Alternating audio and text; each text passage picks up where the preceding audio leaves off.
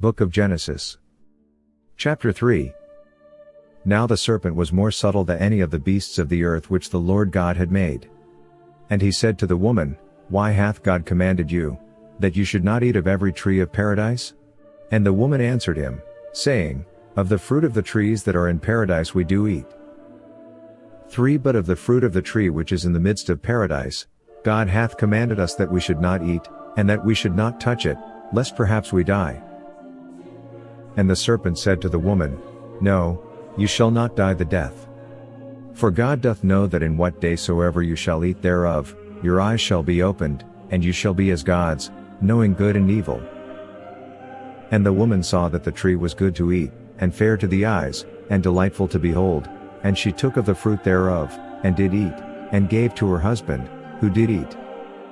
And the eyes of them both were opened, and when they perceived themselves to be naked, they sewed together fig leaves, and made themselves aprons.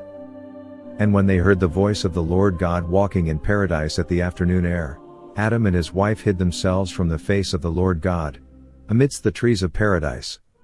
And the Lord God called Adam, and said to him, Where art thou? And he said, I heard thy voice in paradise, and I was afraid, because I was naked, and I hid myself. And he said to him, And who hath told thee that thou wast naked, but that thou hast eaten of the tree whereof I commanded thee that thou shouldst not eat?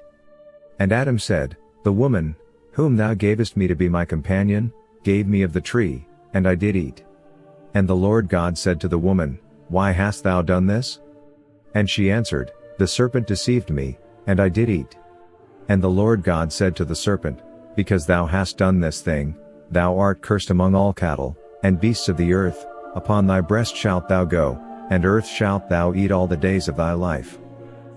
I will put enmities between thee and the woman, and thy seed and her seed, she shall crush thy head, and thou shalt lie in wait for her heel.